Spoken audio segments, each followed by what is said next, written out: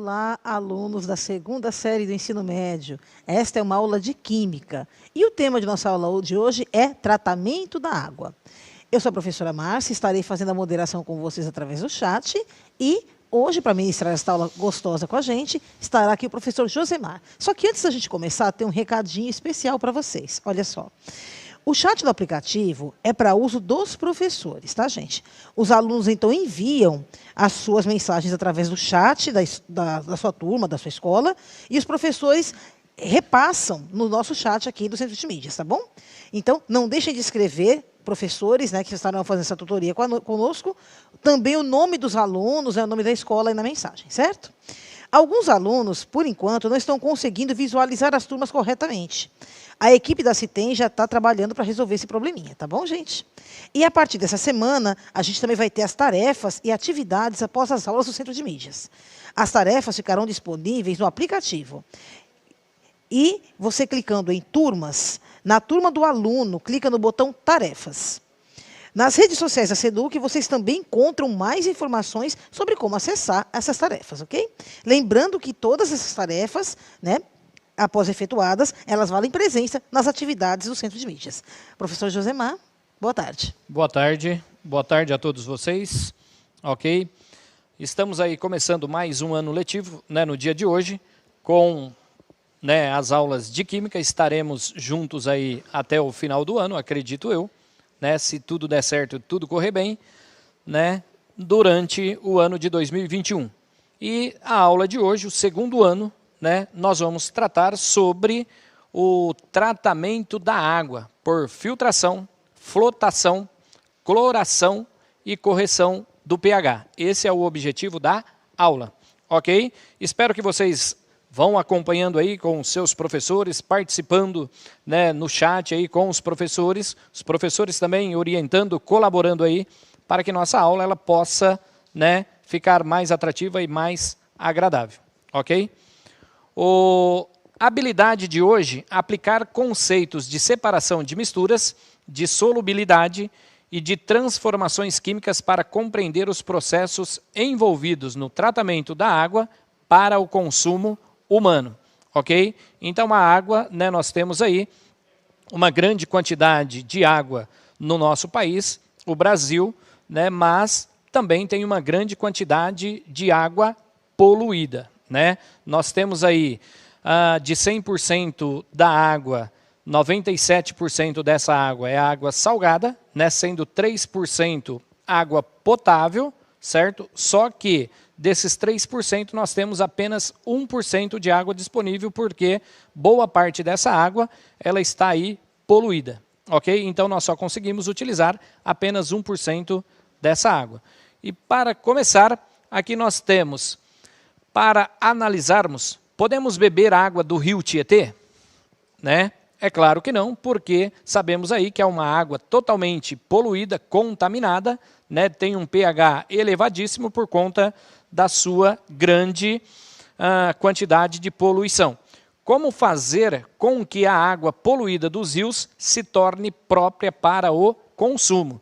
Então essa água ela precisa ser tratada, né? Passar por todo o processo de tratamento, para que possa chegar até as nossas casas, para que possamos ter aí, né, um desfecho, né, para que possamos utilizar uma água limpa, né, que esteja ao nível da esteja a nível das empresas aí responsáveis, né, e que nós possamos aí ter uma água limpa para que nós possamos usar em nosso dia a dia.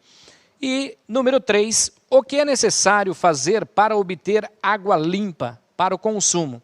Então aí nós, né, a estação de tratamento que vai realizar o tratamento dessa água, passar por todos os processos, mas nós também temos que dar aí, né, temos que ter alguns cuidados, né, principalmente lá nas nossas casas, o encanamento dessa água, onde vai, né, o uso correto dessa água, ok? Começando aí, então, nós temos a estação de tratamento da água, que é conhecida como ETA. Portanto, na ETA, né, que é a estação de tratamento da água, é onde vai ocorrer todos os processos de tratamento. A água chega até lá, passa pelo tratamento e aí ela vai ser disponibilizado para as casas, né, para outros lugares que necessitam dessa água, para as indústrias e assim sucessivamente. Primeiro nós temos aí a captação da água. Como essa água é captada? A captação da água ela pode ser captada em alburíferas, que são as águas superficiais, onde estão aí nas represas, nos rios, nos lagos, etc. e tal, e também subterrâneas, que são lençóis freáticos, né, onde são utilizadas aí, né, conseguimos essa água através de poços caipiras, poços artesianos, semi-artesianos e acessivamente. Ok? O tratamento de água para o uso predestinado, água para o consumo humano, água industrial e outros. O tratamento é feito em uma estação de tratamento da água, que é a famosa ETA. Então aqui nós temos uma imagem, né, da água superficial, que está armazenada em um determinado local, ok? O que faz o tratamento da água é a ETA. Nós temos as ETs, que fazem o tratamento do esgoto, certo? São duas coisas diferentes. Aí nós temos a coagulação. Quando a água bruta recebe, logo ao entrar na estação de tratamento, uma dosagem de sulfato de alumínio, tanino, em algumas estações de tratamento, este elemento faz com que as partículas sólidas, sedimentos, sobretudo argila, iniciem um processo de aglomeração. Então nós temos lá o sulfato de alumínio, o Al2SO4,3. Portanto, nós temos aí, né, o sulfato de alumínio, onde ele é adicionado nessa água, vai ocorrer a coagulação de substâncias, né, que estão nessa água para começar aí o primeiro processo do seu tratamento, certo? E nós temos a flocação. Segue-se a flocação quando em tanques de concreto continua o processo da aglutinação das impurezas. Na água, em movimentos, as partículas se transformam em flóculos mais pesados. Então, o que acontece? Ali na coagulação, ok, foi adicionado o sulfato de alumínio e aí na floculação, esses aglomerados, ok, eles vão, essas partículas se aglomerando, formando flóculos mais pesados, certo? E aí vai ocorrer o quê? A decantação. Portanto, eles vão para o fundo do recipiente, que nós temos aí o próximo passo, a decantação. Esses flóculos, as partículas se aglutinaram ali, desceram, ok? Porque elas ficam mais densas e aí ocorre a decantação. A água entra em outros tanques onde vai ocorrer a decantação. As impurezas que se aglutinam e formaram flocos se separarão da água pela ação da gravidade, indo para o fundo dos tanques. A decantação é um processo de separação que permite separar misturas heterogêneas. Essas misturas heterogêneas, elas podem ser entre líquidos e sólidos, líquidos e líquidos, ok? Líquidos gasosos, também sólidos e gasosos, ok? Portanto, toda essa decantação, né, que é a separação de misturas heterogêneas, pode ocorrer todo esse processo através de todas essas misturas heterogêneas, ok? E aí nós temos o processo da filtração. A filtração é quando a água passa por filtros com camadas diversas de seixos, pedra de rio e de areia, com granulações diversas e carvão antracitroso, carvão mineral. Aí ficarão retidas as impurezas mais finas que passaram pelas fases anteriores. Então, o que acontece? Essa água ela passou pelos processos, né, de coagulação, flocação, decantação. Né, é uma água já que está com uma aparência limpa, né, mas ainda possui algumas partículas que são nocivas. Então, elas precisam passar pelo processo de filtração. E nessa filtração, onde vai retirar algumas partículas ainda menores que estão ali na água. E essa filtração ocorre através do quê? Através de pedras, né, e assim sucessivamente. Tem um exemplo muito bom, se você, né, as pessoas que moram aqui em São Paulo, talvez não, né, algumas que conhecem a região de Araçatuba, por exemplo, a água do rio Tietê, que nós não conseguimos utilizar aqui, né, lá em Araçatuba as pessoas conseguem utilizar, né, até pescam no rio Tietê lá, por quê? Através, né, desse percurso todo, né, desses quilômetros aí que essa água percorre, através das pedras, das encostas, dos rios, etc. e tal, essa água ela vai sendo filtrada, né, naturalmente. E aí, lá, essa água ela acaba, né, chegando limpa para o pessoal daquela região. Ok? E além do processo de filtração, nós temos aí a desinfecção ou cloração. A água nesse ponto parece ser potável, apenas sob o aspecto organoléptico. O que são aspectos organolépticos? Né? São aqueles responsáveis pelos sentidos, mas para maior proteção contra os riscos de contaminação, é feito o processo de desinfecção. Então, aqui, organolépticos é os que nós conseguimos, né, sentir através dos órgãos dos sentidos. O cheiro, né, o sabor e assim sucessivamente, ok? Portanto, a desinfecção ela pode ser feita através do cloro líquido, do cloro gasoso, do ozônio ou de outras formas. A cloração serve para eliminar os germes patogênicos, ok? Que eles são nocivos à saúde e garantir a qualidade da água até a torneira do consumidor. Então, esses, né, germes patogênicos, né, que não conseguimos enxergar a olho nu também, ele pode, né, ou ele é nocivo e é feito a desinfecção através do quê? Através do gás cloro, que nós temos aí, o Cl2, ok? E através desse Cl2 ocorre aí a reação entre essas partículas, ok? Deixando assim a água limpa. E aí nós temos a fluoretação, ok? Portanto, essa fluoretação é opcional, pode ser feita a fluoretação quando é adicionada fluorsilicato de sódio ou ácido fluorsilícico em dosagens adequadas, com o objetivo de reduzir a incidência de cárie dentada ou dentária, especialmente nos consumidores até os 12 anos de idade, período de formação dos dentes. Por ser arbitrária, essa prática costuma causar certa polêmica nos Estados Unidos, devido ao fato de que, em cerca de 20% dos casos, causa algum tipo de fluorese infantil. Então, o que acontece?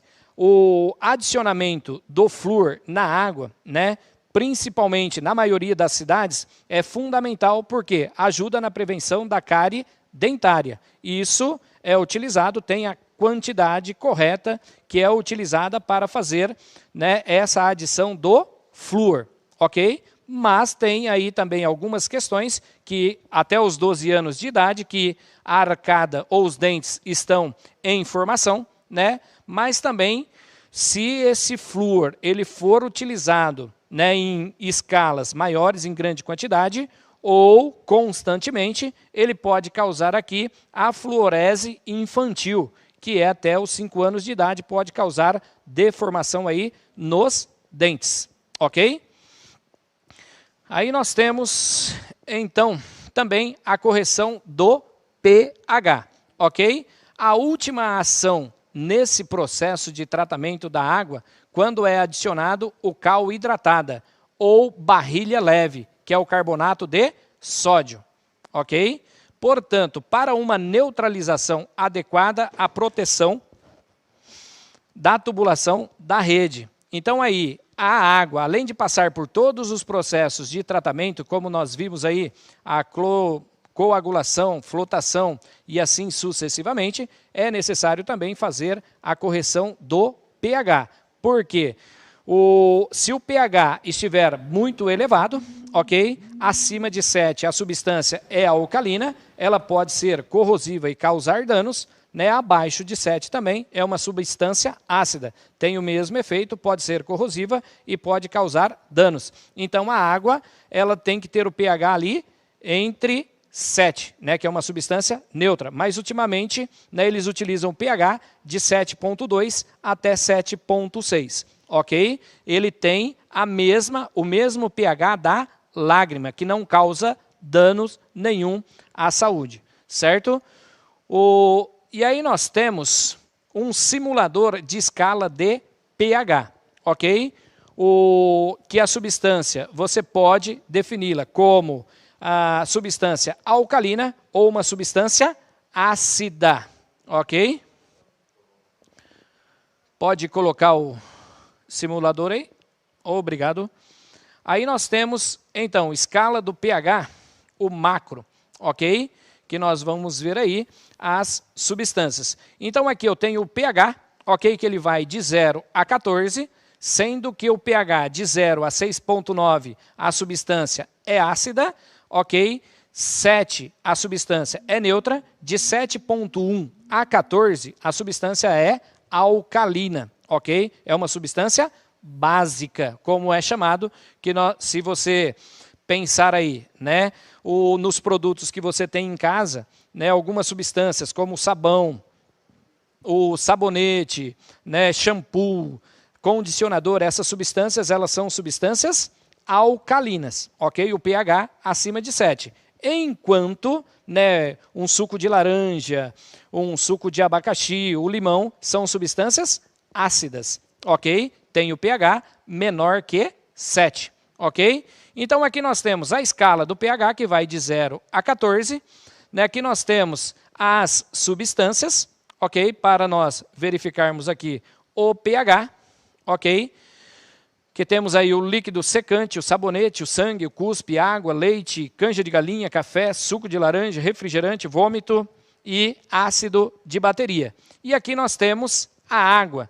Então essas substâncias, ok? Se nós pegarmos aqui, por exemplo, o sabonete, ok? Então aqui eu coloquei o sabonete, nós temos aqui 500 ml ou 0,5 litros de sabonete, ok?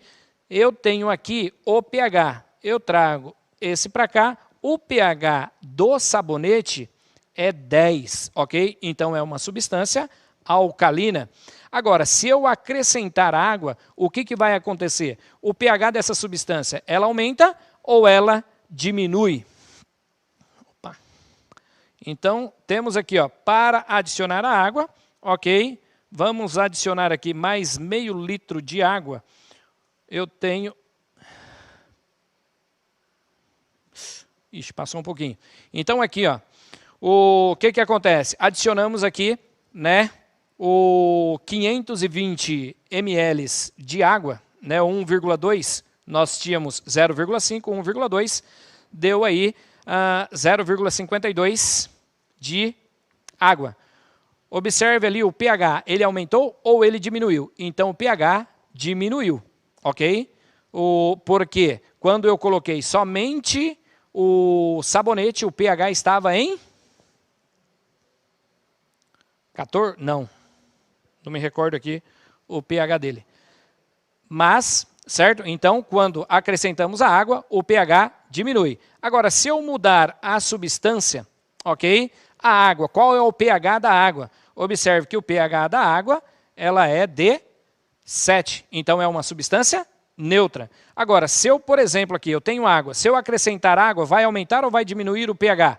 Né? Independentemente da quantidade, o pH sempre vai ser 7, ok? Se eu mudar aqui, por exemplo, né, colocar uma outra substância né, e acrescentar mais, então aqui eu tenho 500 ml, não, de água, deixa eu mudar a água aqui, 500 ml de sangue. Qual é o pH do sangue? O pH do sangue, 7,40, ok? 7,4. O que vai acontecer? Se eu acrescentar mais sangue, ok? O pH mantém ali o 7,4. Ele não se altera. Agora, se eu acrescentar água, observe que acrescentando a água, o pH ele vai diminuindo. Por quê? Porque a água é neutra. Então, vai ocorrendo ali um equilíbrio químico entre essas substâncias. Ok? Aí nós temos o vômito, por exemplo, né? É uma coisa até nojenta, mas o que acontece? A química, né, ela está em nosso dia a dia, né, presente em nosso dia a dia e também no nosso próprio corpo. Por exemplo, o suco gástrico no estômago, que ele é responsável pela digestão das proteínas, ele é formado por quem? Por ácido clorídrico, ok? O ácido clorídrico, sendo um ácido, certo? E tem o pH abaixo de 7, ok? Então aqui nós colocamos vômito. Qual é o pH? O pH é 2, por conta do ácido clorídrico. Agora, temos aqui meio litro, né, 0,5 litros. Se eu acrescentar a água, o que vai acontecer? Ali, ó, está aumentando, ok? Eu não esqueci de falar aqui, ó. O pH, então aqui o pH de 0 a 6,9. Quanto menor for o pH, mais ácida será a substância, ok? Então aqui o pH 1 é uma substância bem ácida. Se eu tiver aqui o pH 6,9, é uma acidez mais leve. Conforme vai aumentando o pH, vai diminuindo a acidez, até 6,9. 7 é neutra, acima de 7,1 a 14 é alcalina. Quanto maior, né, o número aqui até 14, a substância ela é mais alcalina, ok? Aí nós vimos aqui alguns exemplos, certo? Eu tenho aí aqui eu tenho que fazer, né? Vamos fazer aqui, ó. Eu não consigo a outra tela aqui, né? Não. Aqui eu vou pegar o líquido secante, ok? Se eu pegar aqui o líquido secante, acrescentando mais meio litro de água, nós vamos ter aqui, então, qual o pH? O pH aqui, ele está próximo a 12,9, ok? Se nós pegarmos aqui a canja de galinha, né? Observe que a canja de galinha é uma substância ácida, 5,8, ok? Se eu tenho 5,8, acrescentando a água, vão acrescentar aqui mais, né, 400... Não, vamos chegar no 1 litro.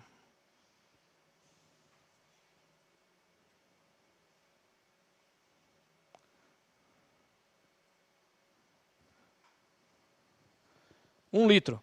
Observe aqui que o pH, o que acontece? Acrescentamos a água, o pH ele aumentou, então diminuiu a acidez dessa substância, certo? Pegando aqui o refrigerante será que ele é ácido ou base? O refrigerante ele é ácido, 2,50. Acrescentando 100 ml de água, ok? Eu vou ter então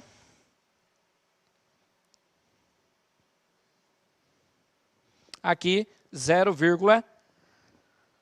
acrescentamos 100 ml de água, ou 0,1 litro, o pH aumentou 2,58, ok? Então aqui, pode voltar na tela lá, colega. Então aqui nós temos o pH, né, eu achei que ia dar, mas não foi possível, né, a minha lógica aqui. Então eu coloquei algumas substâncias aqui, como por exemplo, a canja de galinha. Nós temos lá meio litro, ok, de água, né? Qual é o pH de meio litro? Se nós acrescentarmos, mudar o volume para 1 litro, nós vamos acrescentar aqui o meio litro de água. Qual será o pH? A solução, ela é alcalina ou ácida? Aqui nós temos o líquido secante, né? O volume inicial, meio litro. Qual é o pH? Mudar o volume, né, para 0,8, ok? Acrescentando aqui 300 gramas de água, ou 300 ml. qual vai ser o pH? É uma substância alcalina ou ácida? O suco de laranja, né, meio litro, acrescentando 700 ml ou 0,7 litros, qual será o pH? A solução ácida ou básica? O cuspe, portanto, meio litro, 0,2 a 0,6. Qual será o pH? É uma solução alcalina ou uma solução ácida? O que acontece? Deixa eu só voltar aqui. Eu achei que ia dar para eu fazer esse exercício, ou vocês conseguiriam fazer esse exercício aí. Mas não foi possível. Então, o que acontece? Vocês podem, né, pegar esse simulador, copiar aí, e vocês treinam em casa aí, ok? Juntamente com os professores que podem estar ajudando vocês. Então, aqui, ó, nós temos os dados. A canja de galinha, o pH é 5,8, mudar para 1 litro, pH 6,07, ácida. O líquido, né, secante, 13, 12,8, alcalina, e assim sucessivamente, ok? Eu agradeço aqui a participação de vocês, né, foi meio na correria, e aqui no final eu achei que ia dar para a gente fazer juntos, mas tire um print aí, né, agradeço a paciência, a colaboração de vocês, os professores que estavam aí junto com vocês. Agradeço também a professora Márcia por estar aqui nos ajudando. Até a próxima e passo a palavra para a professora Márcia.